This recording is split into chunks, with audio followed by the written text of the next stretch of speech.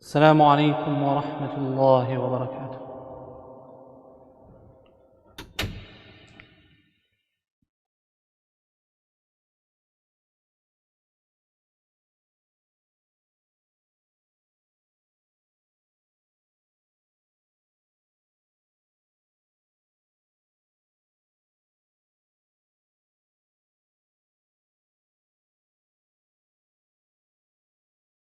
لا إله إلا الله أشهد أن محمدًا رسول الله أشهد أن محمدًا رسول الله حي على الصلاة حي على الصلاة حي على الفلاح حي على الفلاح الله أكبر الله أكبر لا إله إلا الله.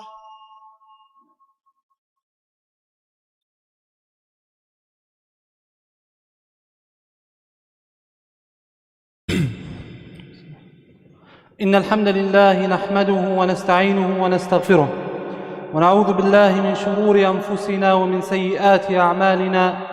من يهده الله تعالى فلا مضل له ومن يضلل فلا هادي له، وأشهد أن لا إله إلا الله وحده لا شريك له، وأشهد أن محمدًا عبده ورسوله صلى الله عليه وعلى آله وصحبه ومن اقتفى أثره واستنى بسنته إلى يوم الدين.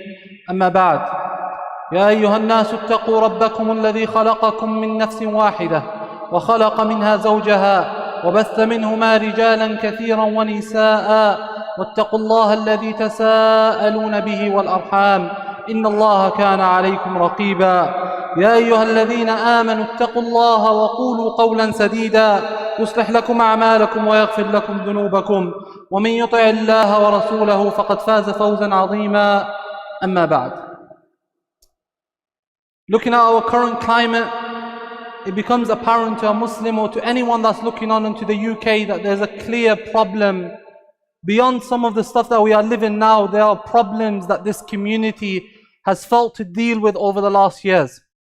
Looking at the last 10 or so years in the UK, whatever part of the UK or whatever major city you look at, you realize there's an increase in crime and violent crimes and homicides.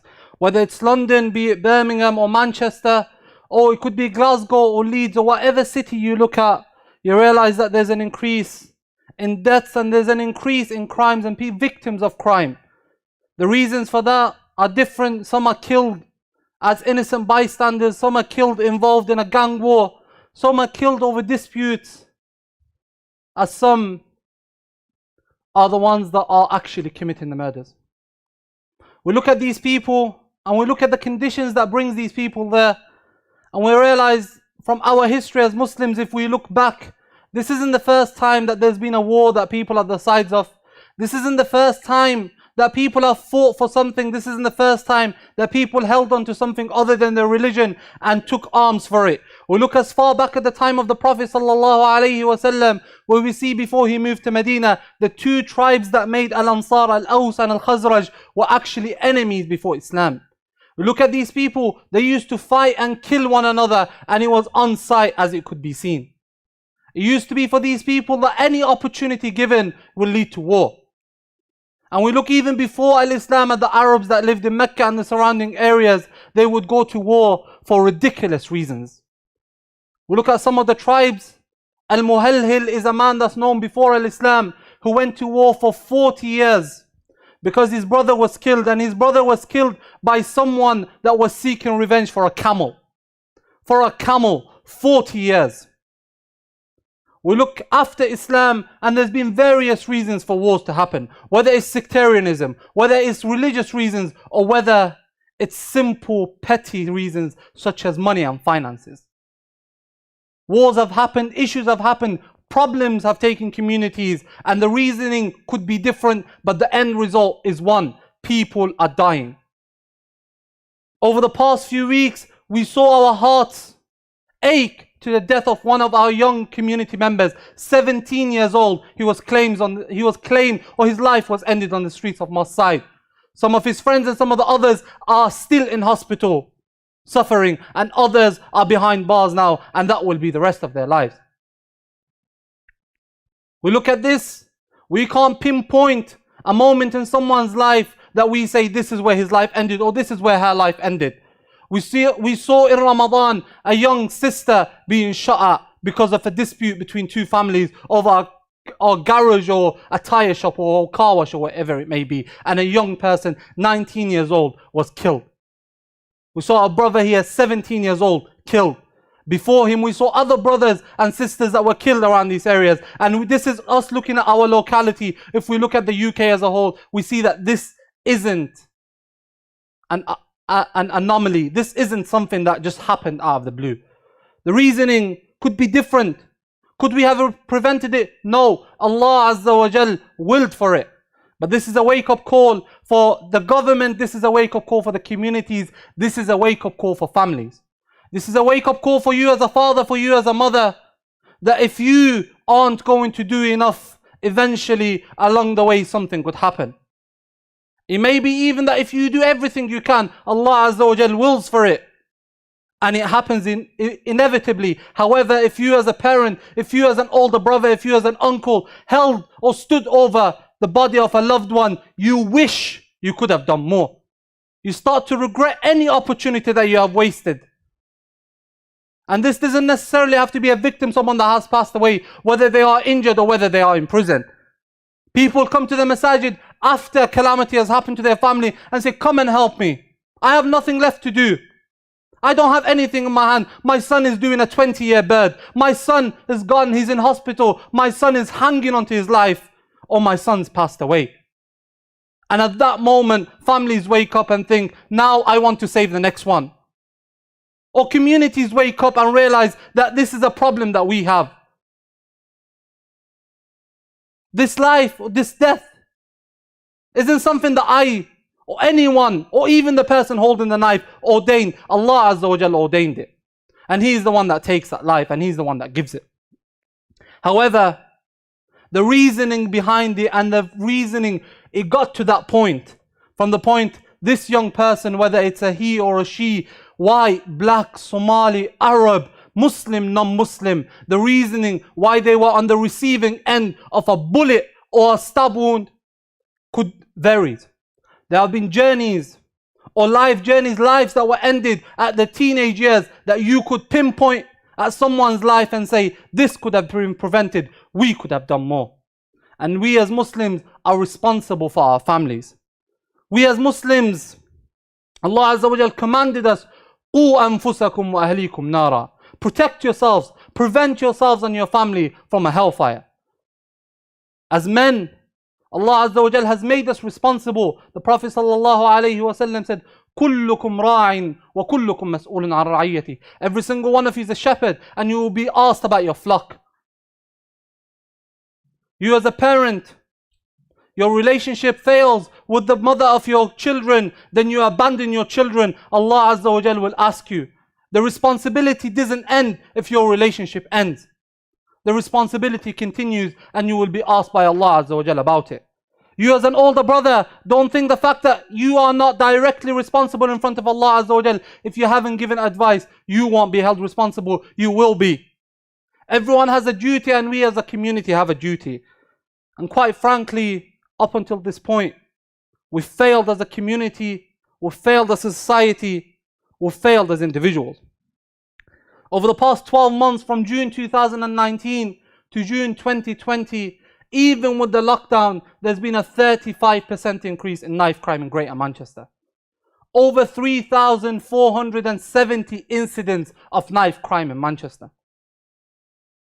35% increase, considering that we spent a quarter of that year in lockdown. We look at the Muslims, at ourselves, and we look at the prison population, 14% are Muslims. We look at weapon possession in our area. In Moss Side and Rusham, there has been It has tripled since 2017. Our area. And if you talk about drug-related crimes, it has increased by more than 10% for the last 3 years. The question for us as Muslims, do we actually care? Does it matter?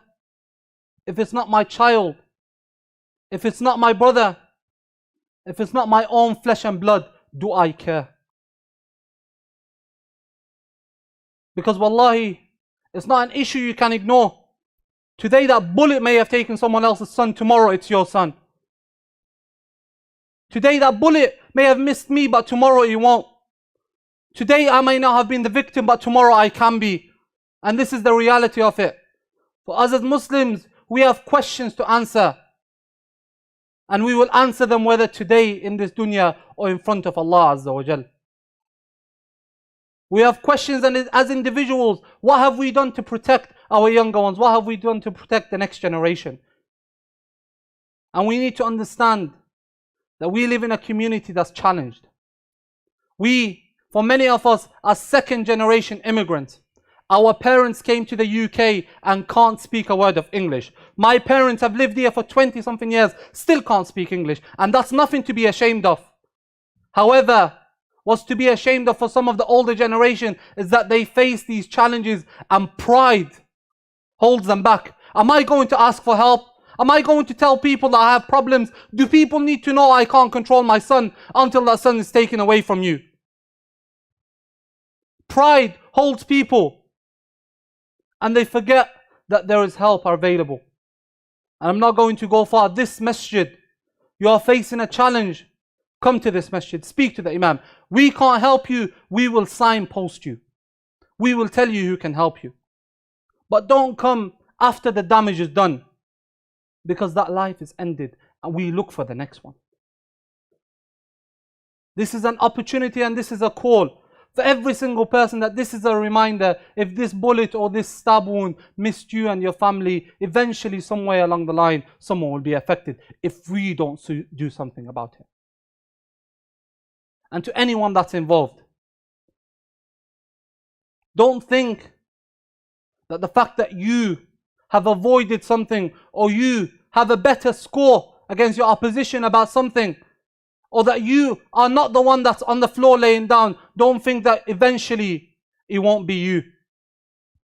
This is the reality of these crimes, and this is the reality of our silence, and this is the reality of us as a community looking the other way and not doing something about it. أقول قولي هذا وأستغفر الله لي ولكم فاستغفروه إنه هو الغفور الرحيم.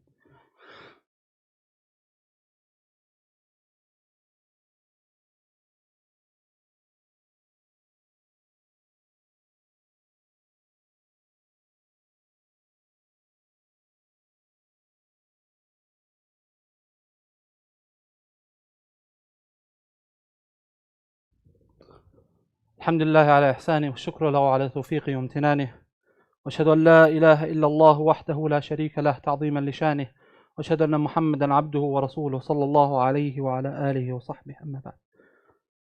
This death should serve as a wake-up call for anyone that's involved in such lifestyle. This should serve as a reminder, and death is sufficient of a reminder. The Prophet ﷺ told his companions, I have told you not to visit the graveyards. Verily visit it, because it reminds you of the Akhirah. And this is a call out to any Muslim that's involved in such lifestyle. This is a call out to any Muslim that's actually found himself trapped in that lifestyle. To any Muslims that doesn't feel safe walking the streets and has to carry a knife to protect himself. To any Muslim that's ever had to do something or feels like they are on the verge of doing something. This is a call out that this masjid is here for you. I don't tell you, I am not going to tell you, and I'm not going to judge anyone that's holding something, because some of them wallahi are scared. Some of them feel like if they are not carrying that knife, it could be the last day they live. So I'm not telling you, drop that knife and don't do something about it. I'm telling you, come, speak to someone, speak to the Imam. Speak to us at the masjid. And wallahi, we will help you. This lifestyle ends in one of three ways. Either dead, or in prison for the rest of your life, or Allah Azza wa Jal favors you by taking you out of that lifestyle. That journey out may not be easy. You may be in deep and you do not realize, or you not find a way out, or you do not see a way out. But wallahi, there's always a way out. This religion is the way out. If we look, as we mentioned, Al-Aws wal Khazraj, before the Prophet ﷺ, it was war between them, and after that these people fought alongside each other. I'm not telling you to come and fight for this side. I'm telling you to come and change your lifestyle so that you can guide others that are living that lifestyle. We as people, Allah Azza wa Jal chose us and favored us. And before us, He favored our forefathers. And before that, He favored the Tabi'een. And before that, He favored the Sahaba. And what did He favor them with? What Omar ibn Khattab radiallahu anh said, نَحْنُ قَوْمٌ أَعَزَّنَا اللَّهُ بِالْإِسْلَامِ كُنَّا أَذِلَّاء. We were people that weren't noble. We were the lowest of the low. Then Allah Azza wa Jal nobled us and chose us with Islam.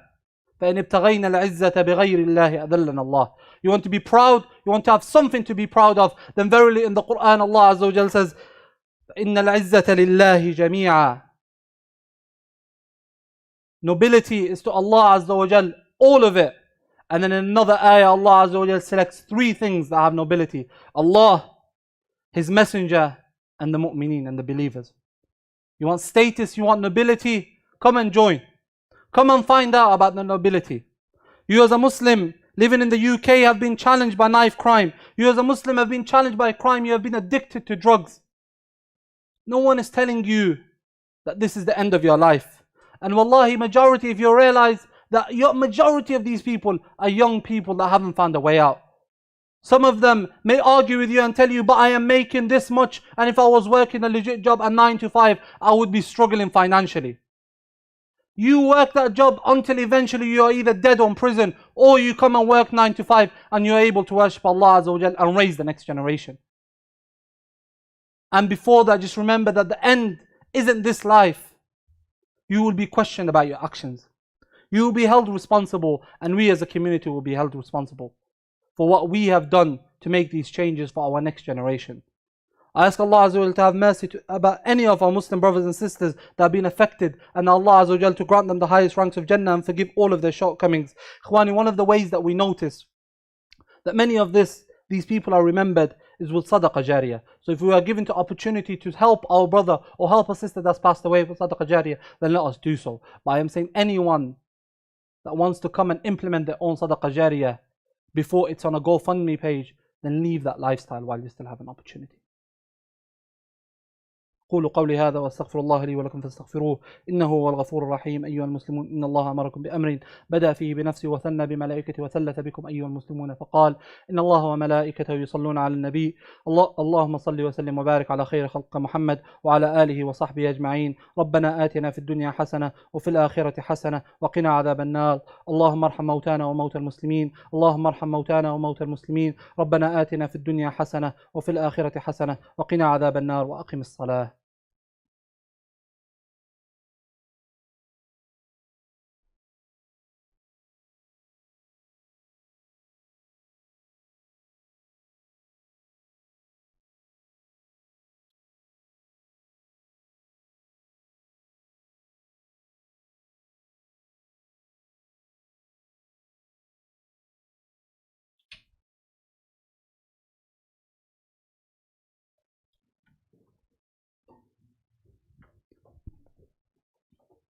الله أكبر الله أكبر. أشهد أن لا إله إلا الله. أشهد أن محمد رسول الله.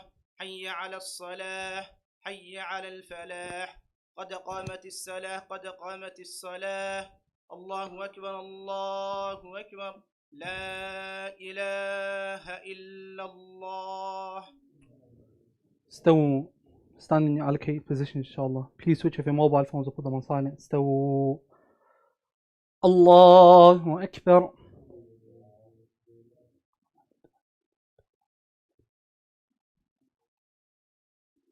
الحمد لله رب العالمين الرحمن الرحيم مالك يوم الدين إياك نعبد وإياك نستعين اهدنا الصراط المستقيم صراط الذين أنعمت عليهم غير المغضوب عليهم ولا الضالين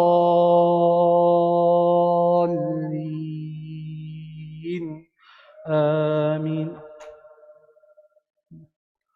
ألهاكم التكاثر حتى زرتم المقابر كلا سوف تعلمون ثم كلا سوف تعلمون كلا لو تعلمون علم اليقين لترون الجحيم ثم لترونها عين اليقين ثم لتسألن يومئذ عن النعيم.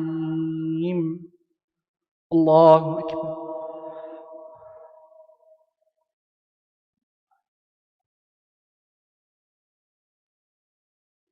سمع الله لمن حمده.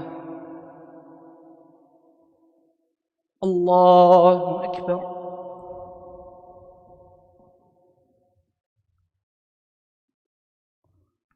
الله أكبر. الله أكبر.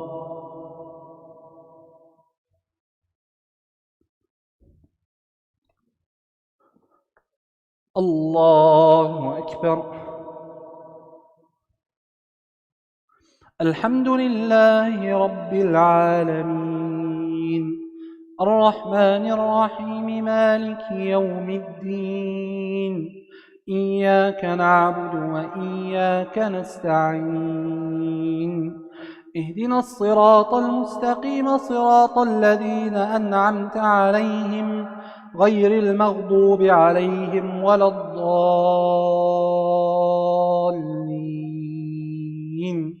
آمين.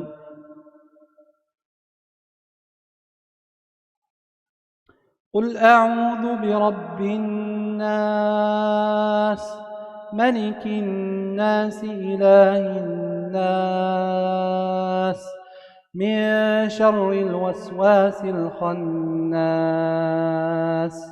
الذي يوسوس في صدور الناس من الجنة والناس.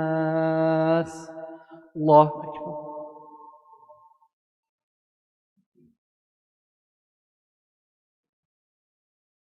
سمع الله لمن حمده. الله أكبر.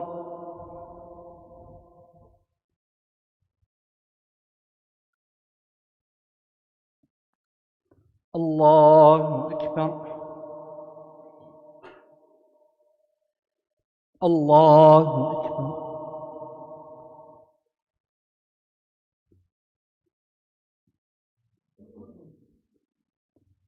الله أكبر.